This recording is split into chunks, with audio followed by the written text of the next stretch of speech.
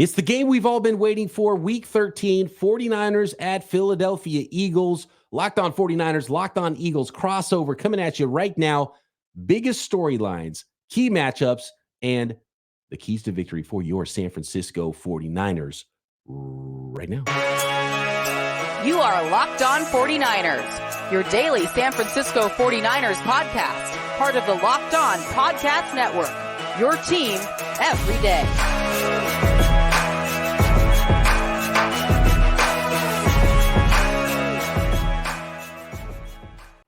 Welcome into Crossover Thursday. We thank you so much for making Locked on Eagles and Locked on 49ers your first listen each and every day. This Crossover Thursday episode is brought to you by PrizePicks, the easiest and most exciting way to play daily fantasy sports. Head over to prizepicks.com/LockedOnNFL and use our code in all lowercase LockedOnNFL for a first deposit match up to $100. I'm Louis DiBiase, host of the Locked on Eagles podcast, joined by the host of the Locked on 49ers podcast, Brian Peacock. A massive matchup this Sunday at Lincoln Financial Field. It's the rematch of the 2023 NFC Title game. It's the two best teams in the NFC. Storyline central. We got so many to get into, Brian. Matchups to watch. Keys to victory. I honestly think these are the two best rosters in football, and I wouldn't be surprised again if this is the matchup in the end of January to get to Vegas.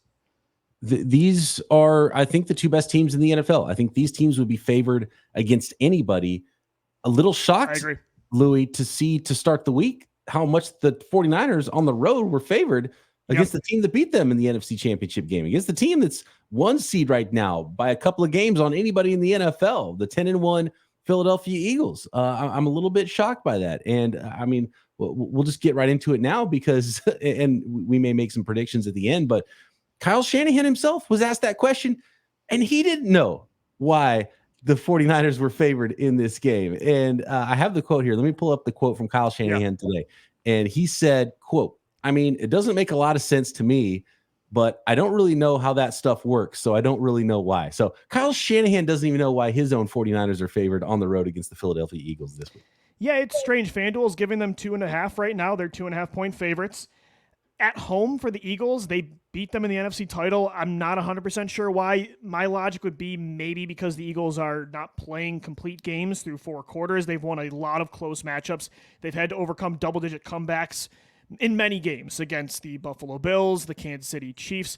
My issue with that is these aren't teams like in 2022 where they were blowing out pretty average teams, and that's why they weren't getting a lot of credit. This year, they're winning close games against good teams, and they're almost getting docked for that. So, yes, they haven't been perfect. They're turning the ball over more than they did last year. Jalen Hurts has had some more ups and downs, but overall, they're finding a way to win pretty much every game except for one against the Jets. So, yeah, I'm a little surprised they are not favorites at home. But again, this is basically a pick-em game anyway between, I agree with you, over anyone in the AFC. I think these are the two best teams in football. Yeah, and usually, the betting lines you get, 3 points or so for the home bump. So that means at a neutral field or at a neutral field, you're talking a 5.5 point game for the 49ers to be favored. I don't think that makes sense. I think this is a pick 'em game. I would not be shocked if either team wins this game. These teams are both really good. This is a popcorn game. This is the best game, I think, of the season so far. I mean, you don't have to convince our listeners right now for Locked on Eagles or Locked on 49ers that this is the biggest game of the year and the best game of the year. But even national audiences, even the networks are telling us this is basically a primetime game. I think there's two markets in the country that won't have this football game. This is essentially a primetime game for us on the West Coast that's going to happen in the daytime and in the sunlight. I can't wait for it. This is so fun. This is what it's all about. Mm-hmm. And on top of everything else, with all the stuff that we're going to talk about with what's going to happen on the field in this game Sunday, there's bad blood. There's trash talk between the players. There's trash talk between the fans. I'm sure there's 49ers fans that are finding their way to Locked on Eagles for no good reason except for to talk smack. There's Eagles fans that are finding their way into the message board and into the comment section of Locked on 49ers for no other reason than to talk smack. So I love it. This is what it's all about, man. No, I think it's fun. And look, of course you have your division rivals still across the NFL, but this happened too with the Eagles back in 2017. There was a little rivalry that brewed with Minnesota, also with New Orleans. I think it's fun when some of the best teams in the league, again, Brian, the product on the field is so fun. As it is alone, that's entertaining. These, again, are the two best rosters. It's going to be strength on strength in almost every battle. There's very little mismatches that you can find for either side. But the fact that it looks like these teams really don't like each other too, that adds to the joy of this, because you really, I don't know, I don't want to say you don't get that in sports as much anymore, but especially in the NFL, everybody is buddy-buddy, and this almost feels more like an NBA type of beef, and it's against, again, two of the best teams in the league, so that's a really fun point. And the 49ers, I feel like they've definitely been the ones doing more of the talking, and it makes sense. They're the ones that lost in the conference title, and they lost their quarterbacks in that game, so I think there's a little more motivation on San Francisco's side, but the amount of talking they've done has certainly got the Eagles to start making some comments, i.e. Hassan Reddick, Jordan Mailata. They've had some things to say, so that definitely adds to the fun. For our listeners, I've got a couple of audio clips if we want to hear some of the trash talk, just to remind everybody what's going on. So take a little trip down memory lane. Here's one from I'll play it right now. Here's one from Hassan Reddick on Philly radio, and when he was asked about the 49ers and them talking after the game about how things would have gone if they had a quarterback in the NFC Championship game. A lot of boo-hoos last year, a lot of crying, a lot of what if, a lot of this, a lot of that. They get a chance to come back in here, line that up and prove it again. So here we go. Line it up. I mean, that's what this game is all about. Line it up. And then Deebo Samuel, who's one of the talkers post NFC Championship game for the 49ers, he called Bradberry trash at cornerback. He didn't want to take that back when he was on with Kay Adams on Up and Adams this week. Triple down. Yeah. He doubled and tripled down on that. So that's going to be fun. And I think that's going to pop up in our keys to victory and our matchups to watch here a little bit later. And then he was asked about Hassan Reddick's comments, and he just had a very simple comment about all that. Hey, man, we'll catch you on Sunday. So here we go. It was short and sweet from Deebo Samuel. This is going to be fun. There's probably going to be a fight or two. Hopefully we have healthy quarterbacks in this game. And yes, that's what it's all about. Like, I want this game to be good and close. And I want to see both teams at full power. I want to see Lane Johnson out there. Mm-hmm. I want to see anybody who's questionable playing in this football game. And I'm sure they're going to, whatever Toradol needs to happen, whatever needs to happen in this game, everyone's going to be up for it. Everyone's going to be ready. I can't wait. No, I agree. And I think that will add to the fun is, you know, of course, from an Eagles perspective, yes, it was huge when Brock Purdy went out of that game, and then Josh Johnson and the 49ers literally could not throw the football anymore. I mean, fans were celebrating, halfway through the second quarter. It felt like that game was already over. And, of course, for the Eagles, you just want to get to the Super Bowl at, any cost necessary. Yeah. But for this game, I think it's going to be more fun. It's a litmus test to see how you can do against the other great team in the NFC, because odds are if you face them again in the NFC title, they're not going to lose multiple quarterbacks again. I just think that part of it's luck. I will say, though, for Hassan Reddick especially, he was being blocked by a backup tight end, so I think some of that, too, was self-inflicted on San Francisco's end. The Bradberry, yes, he was not blocked very well. But even the comments from, Deebo Samuel and James Bradberry, I don't think they were warranted last year. James Bradberry was an all-pro. I will say this year Bradberry has struggled more, so I think it's going to be a tough matchup. The Eagles have, the 49ers are motivated, and they have their quarterback. So it's going to be a lot closer than it was last year, whether they win it or not. Absolutely. And, just to tease the next segment here, matchups to watch, I've got some numbers, and I want to talk about that. Passing game 49ers against the pass defense of the Philadelphia Eagles, because I do think that is the big difference in this football game on Sunday. Lots of matchups to get into. Eagles 49ers this Sunday. It's crossover Thursday right here on the Locked On Eagles and Locked On 49ers podcast. Matchups coming up next.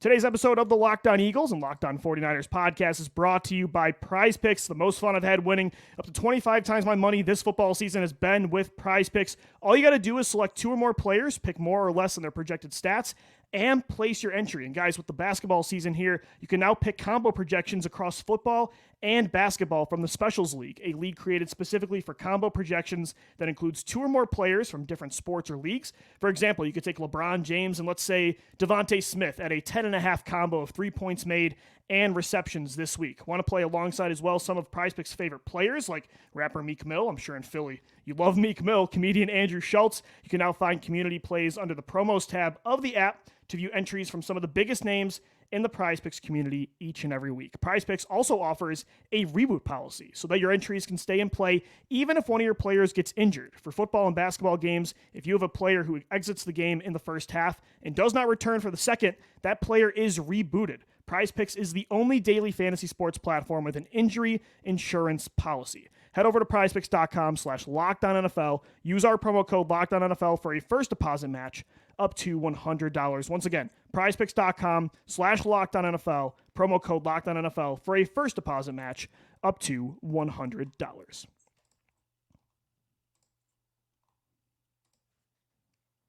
It's Crossover Thursday right here on the Locked On Eagles and Locked On 49ers podcast. Thank you so much for making us your first listen each and every day. Guys, want to let you know as well, exciting news. Locked On has launched the first ever national sports 24/7 streaming channel on YouTube. Locked On Sports Today is here for you 24/7, covering the top sports stories of the day with the local experts of Locked On, plus our national shows covering every league. Go to Locked On Sports Today on YouTube and subscribe to the first ever national sports 24/7 streaming channel. All right, Brian.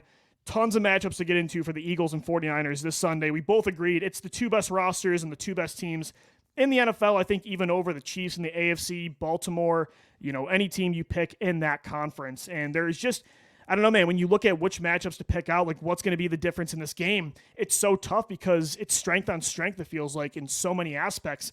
There's very minimal mismatches I feel like these teams can take advantage of. There's some, but again, these rosters are just so loaded. I almost feels like it just comes down to whoever makes more mistakes or makes more plays late in a close game, right? I think it's going to be a close game. I mean, execution, winning in the margins, those 4th and 1s, right? Exactly. The tush push, short yardage, brotherly shove, whatever you want to call it, like, getting all of those, making sure you get into the position where you can run that play and get yourself a new set of downs, and not turning the ball over, which has been a problem for Jalen Hurts, especially fumbling the football. And the 49ers are pretty good. Like they're throwing haymakers, trying to punch that ball out every time. And we saw that actually in the NFC Championship game.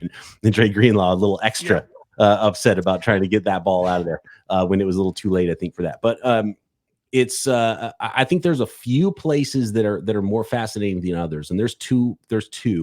Number one for me is that brotherly shove play. And Javon Hargrave, who the 49ers stole from the Philadelphia Eagles, was asked how to defend it. And he said he didn't know. And I don't know if he's being coy, but he was there for that. Like he should, if anybody, he should have at least an idea about, what do you do? How do you defend it? Is it even defendable? And Fred Warner was asked about it. He said, I can't tell you. I'm going to try something. Look out to see Fred Warner doing airborne is all I'm saying. Like he's going to be doing something weird. And he's a freaky guy, and he's really good. But I don't think that's going to be the difference in the game. I think that's just an extra thing that it's just something you have to ask about now if you're a reporter when it comes to the Eagles, because they are so darn good at it. They're amazing at it. And in a lot of ways, I think, Jalen Hurts and Brock Purdy in this game, whoever comes out of this on top might be the leader in the clubhouse for MVP of the National Football League, because the way both these guys are playing, and if Brock Purdy can't hang in this football game and he gets pressured too much and he wilts, then there's going to be that sort of a conversation, because people already want to put that on Brock Purdy because they still don't believe in the last pick in the NFL draft is this good, but all the numbers tell you how amazing he is. He's number one in everything, under pressure, QBR rating, whatever it is. Brock Purdy's been amazing, and he's not turning the ball over either. He's had some turnover-worthy plays, but Jalen Hurts has turned the ball over more. If Jalen Hurts turns the ball over, fumbles a few times, and Brock Purdy plays great, Brock Purdy, I think, would be the leader in potentially the MVP of the entire league. So there's not only one seed in the NFC potential.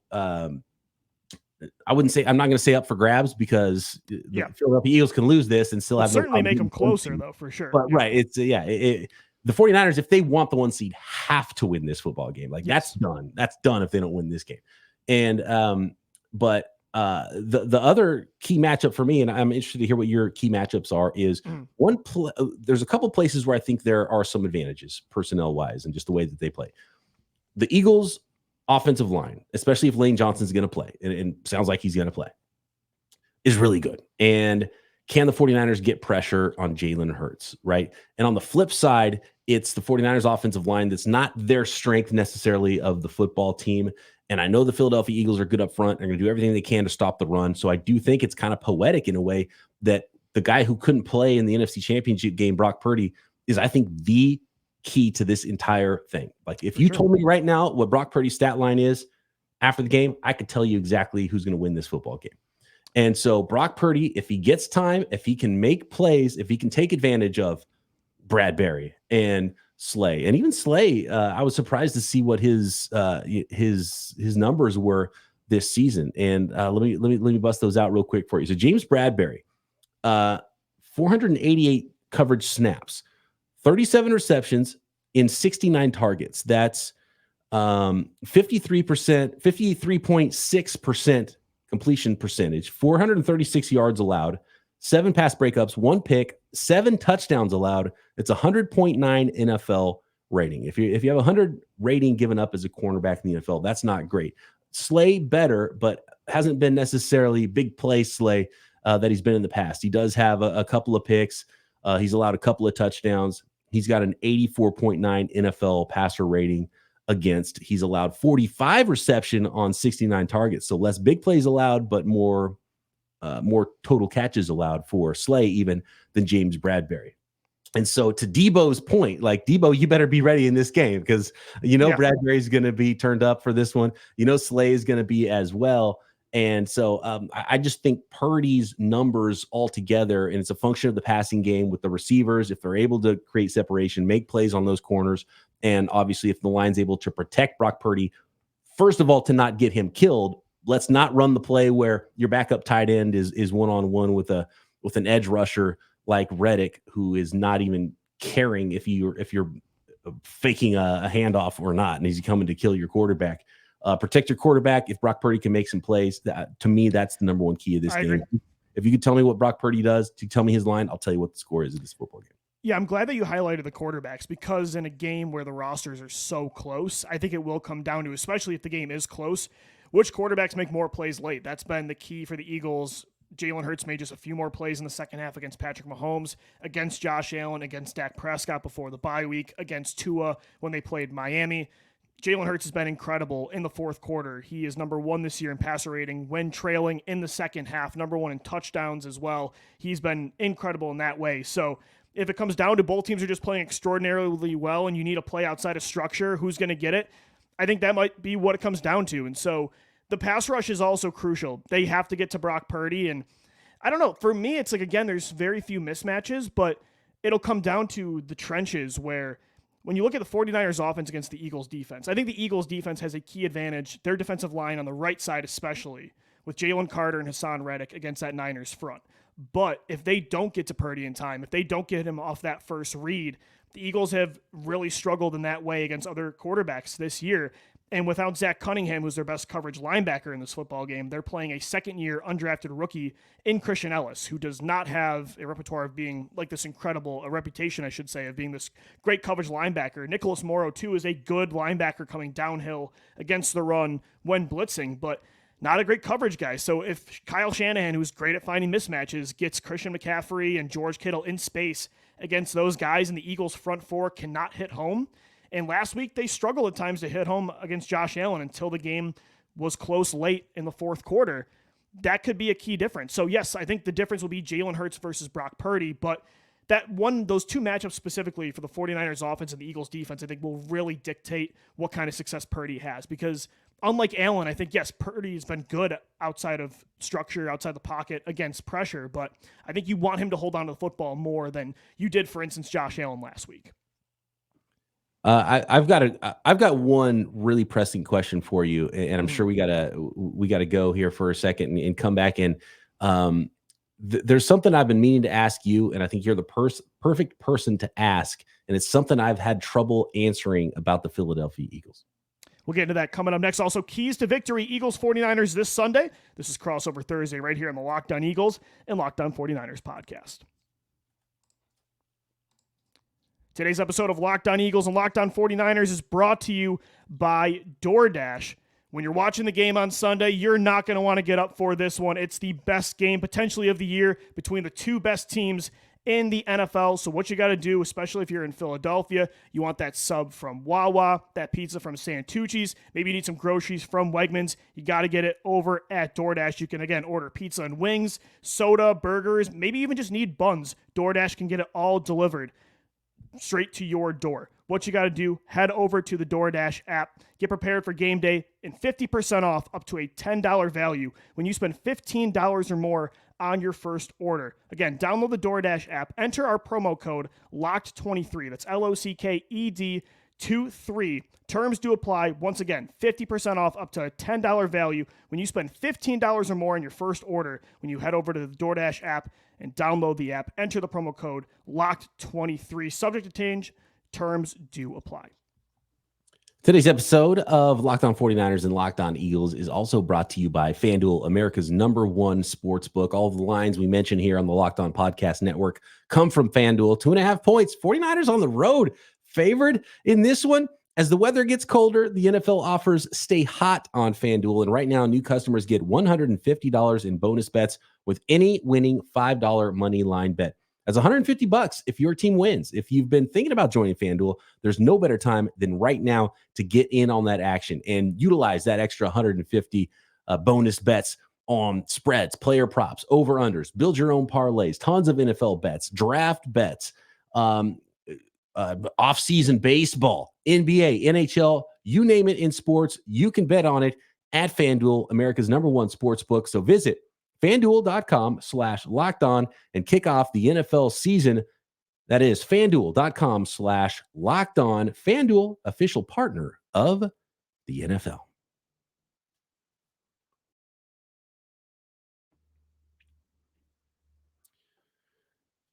You're muted there, Louis.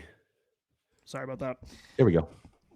Thank you so much for making Locked On Eagles and Locked On 49ers your first listen each and every day. It's Crossover Thursday. Louis DiBiase of Locked On Eagles, Brian Peacock of Locked On 49ers. A huge matchup this Sunday between the Birds and the Niners. And Brian, before we get into keys of victory, I think you had a key question to get into first. Yeah, so is it a feature or a bug that the Philadelphia Eagles aren't blowing teams out for 60 minutes, but they're looking weird for a half and then just like, oh, that's right, we're better. So we're not gonna run away. We're gonna walk away from you, and then we're 10-1. Is it a feature or a bug this season for the Eagles? Yeah, I think I don't know. It's a little bit of both. I don't want to cheat. I would say a bug because in the first half, it's not like it's a fluke. I think the play calling has been very up and down. I think they are turning the football over.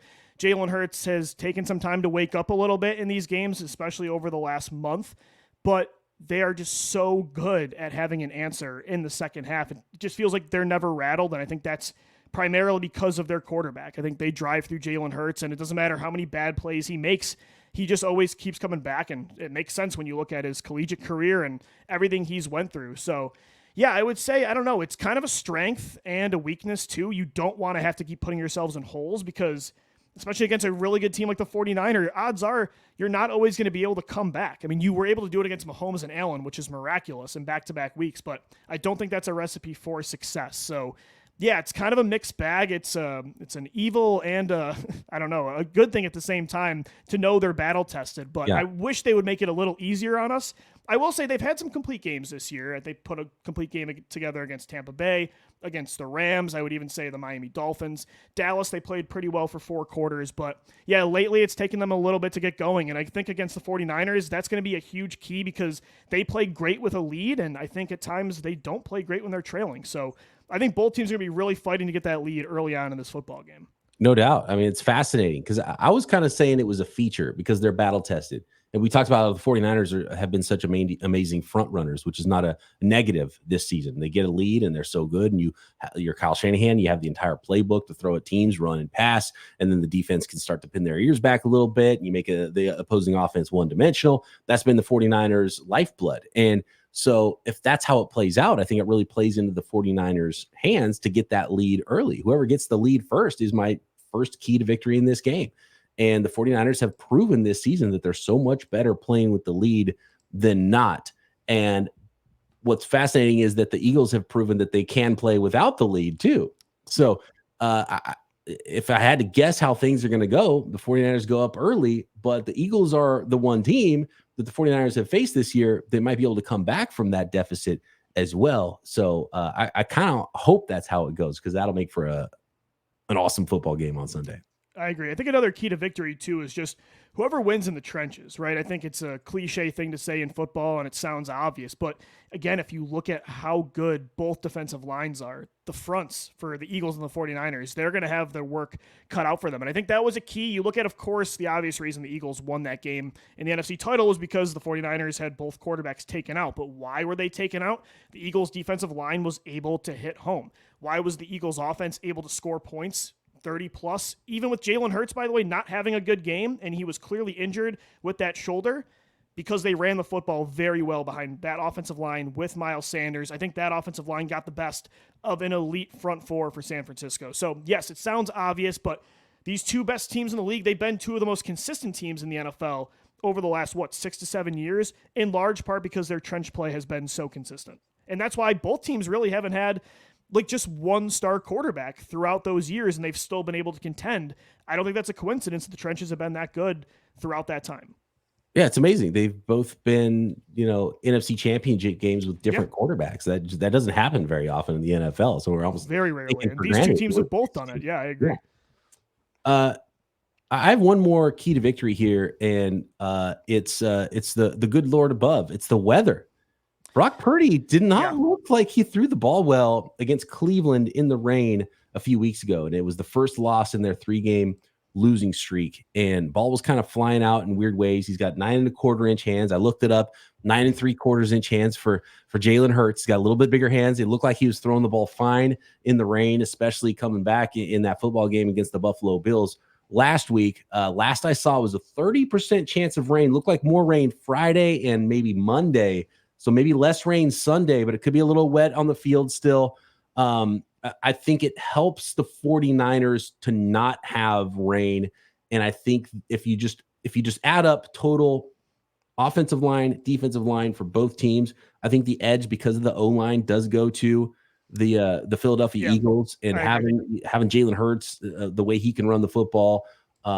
And I think rain helps the Philadelphia Eagles. So for the 49ers' sake, I think you would prefer not a lot of noise, not a lot of wet grass. Although, speaking of boo-hoos and crying, it's been pointed out to me that the Eagles were crying about wet grass and slippery grass after the Super Bowl. That's been a counter from a lot of 49ers fans about the crying. I think it was pretty valid.